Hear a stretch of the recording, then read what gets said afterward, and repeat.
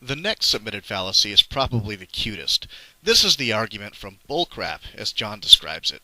The argument is this: it's not accurate to say that John's demands for contemporary evidence of Jesus is unreasonable, because lots of other historical figures have it. He does this with Plato as the prominent example. I think he probably holds up what looks to be Plato's Republic, though it could be some other writing, I suppose. Then he goes on to say that there is plenty of evidence that Plato existed. Guess what? I agree. There is plenty of evidence that Plato existed. Of course, if we use John's criteria, there simply isn't, which is an indication of the duplicity he employs regularly. There is no Platonic document which exists from the time of Plato. There is nothing which dates to Plato himself. There are documents from much later, which are attributed to him, but nothing that dates to Plato. I've taken the liberty of drawing up a short list of some of the most renowned writers of antiquity and dated the early manuscript copies available, just to give you an example of what I'm saying right here. So pay attention to some of these dates. Pliny the Elder, who is the father of Pliny the Younger, this guy actually died in the explosion of Vesuvius. He lived from 61 to 113 AD. The earliest manuscript copies we have of his date to 850 AD. That's 750 years after the purported fact. Plato, which is particularly pertinent given the conversation we're having now, lived from 427 to 347 BC. The earliest manuscripts we have available is from 900 AD. That's right, 900 AD. That's 1200 years after the fact. 1200 years. Demosthenes, 4th century BC is when he lived. 1100 AD is the earliest manuscript we have. That's 800 years after the fact. Herodotus, 480 to 425 BC. 900 AD is the earliest manuscript evidence we have right now. That dates to 1300 years after the fact. Suetonius, 75 to 160 AD. His earliest manuscripts are from 950 AD, which is 800 years after the fact. Euripides, from 480 to 406 BC, earliest manuscripts date to 1100 AD. That's 1300 years after the fact. Caesar, from 100 BC to 44 BC, the man died in 44 BC. His earliest manuscripts, which is a manuscript of his Gallic campaigns, is from 900 AD. That's 1,000 years after the fact. Tacitus wrote in around circa AD. We're not terribly sure on his birth and death, but we know he wrote during the early part of the 2nd century. The earliest manuscript we have available for Tacitus is from 1100 AD. That's 1,000 years later at least. Aristotle, from 384 to 322 BC, his nearest manuscript copy is also from 1100 AD. That's 1400 years later. 1400 years later. Sophocles, from 496 BC to 406 BC, his earliest manuscript is from 1000 AD, which is 1400 years later as well. Homer, the Iliad, is from 900 BC, and the earliest manuscript copies we have is from 400 BC, which is really, really old for a manuscript, but that's the oldest we have.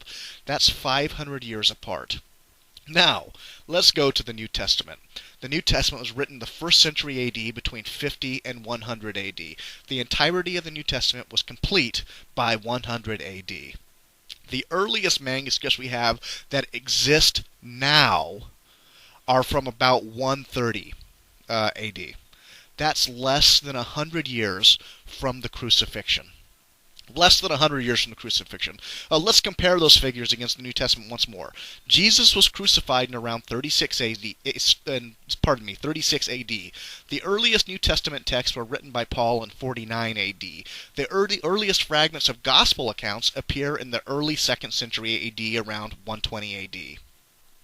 So, where most of the world's literary heritage from ancient times is separated by more than 1,000 years from its purported originals, the New Testament dates to no more than 100 years. Now help me with this. If writings about an historical figure from 100 years later are inadmissible, why would 1,400 years be alright and constitute plenty of evidence? If 100 years is plenty of time to create a character out of whole cloth, why isn't 1,400 years? 1,400 is a bigger number than 100, isn't it? This is sheer demagoguery. Now, I will admit that there is a difference between, say, Caesar and Jesus. Caesar was an emperor, and so was Nebuchadnezzar, and so was Solon. Well, Solon was a statesman, and others had power like those guys did.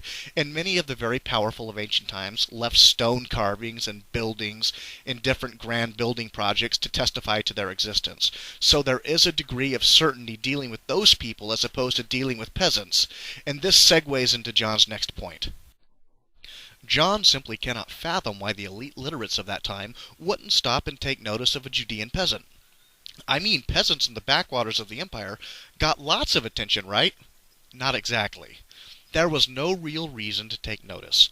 Claims of divinity and the miraculous were common at the time, as were itinerant teachers. These people mired in the Jesus myth mindset simply are not putting themselves in the purview of ancient people. They are thinking as a modern person would. To boot, there could have been earlier documents that simply have been lost to time. This happens to the vast majority of documents from ancient times.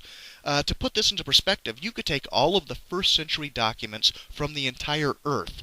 We're not talking about simply the Middle East now, from the entire earth, and bound them into a few editions, no more than a single shelfful for an entire century of existing literature from that time. More to the point, the Jesus myth crowd seems to believe that information was instantaneous then as it is now. The ancients did not have access to CNN, or the Internet, or Google, or Ask Jeeves, or Fox News, or any of those other information devices that we have now. Minus that type of information transfer, there is no reason to believe that the stories of Jesus would have created a firestorm on account of their taking a great deal of time to travel anywhere.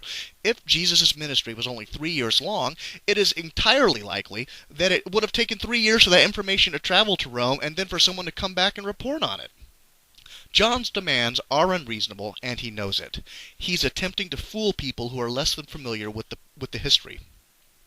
And now the final fantasy. Final fantasy, I meant final fallacy. But it would be a fantasy too, I suppose. According to John, this is argumentum ad nauseam. Now, I've always heard this pronounced as argumentum ad infinitum, but let's go ahead and leave that aside. The charge is like this. I keep asking Gnosis and Light to provide evidence, and he keeps saying that he has, and he just won't stop saying it. That's a logical fallacy. Now, the obvious weakness in this line of logic is whatever I'm guilty of here, John is equally guilty of. If I'm answering the same question over and over again, the answer might become a bit monotonous, but that also implies that he keeps on arguing as well. He hasn't stopped. So the irony here is that John himself is guilty of the same. But moreover, I have provided evidence. Evidence from the reliability of the gospel accounts, as well as pagan sources. And by pointing out that even though there were people who would have been in a position to expose this Jesus as a myth, none of his enemies did that. They all accepted his existence and attacked his teachings. More to the point, I offered John a chance to prove his point in the myth challenge. His best shot was a theological stab on Gnostics, which I proved to be inaccurate, and certain biblical scriptures.